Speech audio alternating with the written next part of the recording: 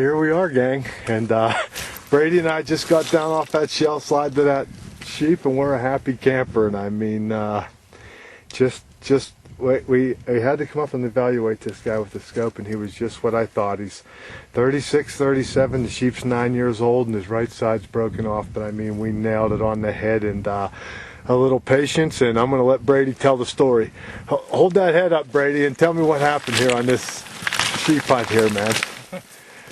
Don't be shy now. Well, come on. We were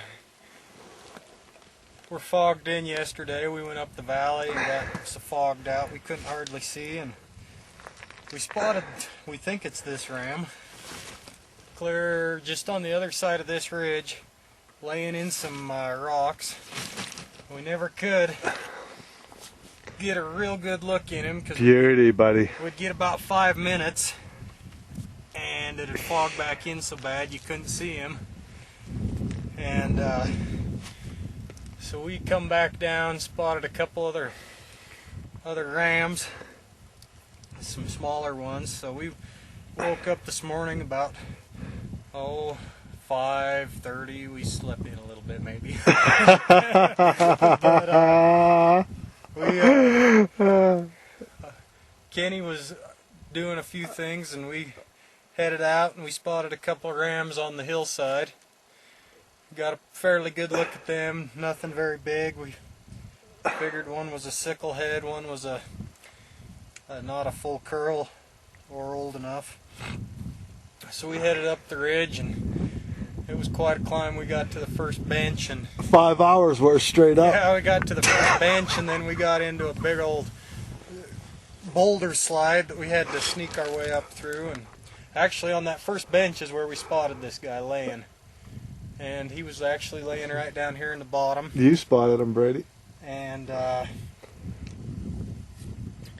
we kept working the ridge up, come through the boulder slide. I mean, just shell and rock and everything. It sounded like a herd of elephants coming up the hill.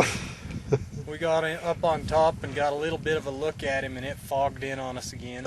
For some reason with the wind, this valley collected every bit of fog from the canyon. It sure did. From the whole valley. So we sat it out, finally got another chance to get a look at him, and glassed him for a while, trying to decide if he was legal or not. So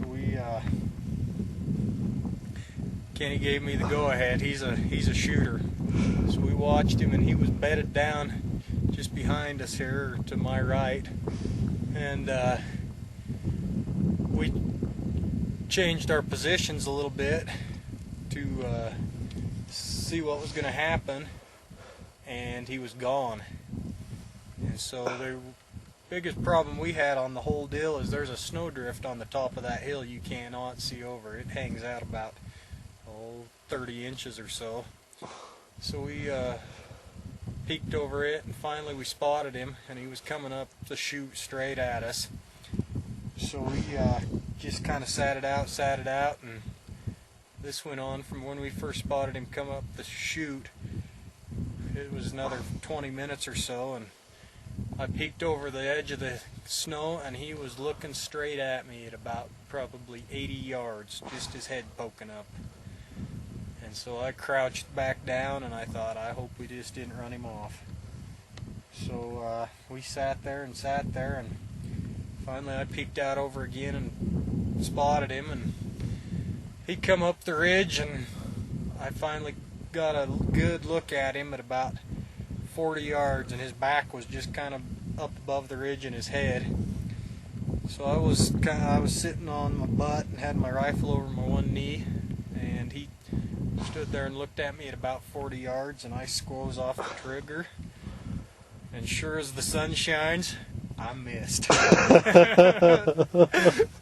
And so I was saying a few choice words. Kenny might have had that on film. I was afraid you were going to fall off the cliff. So I bailed over the snowdrift, and I was running around like mad, and I went back down the other side of where he was, thinking that's where he was, and Kenny says, no, he's over there. So I got a spot on him, and if you look right up at them brown cliff big brown rocks right up in there. He came running down off the hill, and he was in them brown rocks and on about a half run, and he slipped. And he was kind of half sprawled out on the mountain. And I laid out in the snow and pulled a shot off at about 300. And every bit of 300, buddy. That's a great shot, Brady. He come honest. rolling down off this hill. I was my shot was kind of had my bipod down. Could only get one of the legs in the snow, and it was about as deep as the snow. And I had a hard time looking through the scope. And I pulled her off, and next thing I know, he's tumbling down through the rocks, and wasn't quite sure where I hit him, but the old Texas hard shot put him in his grave. But I mean, just a beautiful round. Absolutely. Figure he's about 9 years old. He's a little broke on this side. 9 years old, buddy. He's a heck of a sheep. Full curl on that side for sure. Yeah. Full curl there, and broke on that side, and he's got all the makings of a legal ram. Absolutely. And Brady and I are happy. We humped for this guy. This is day 9.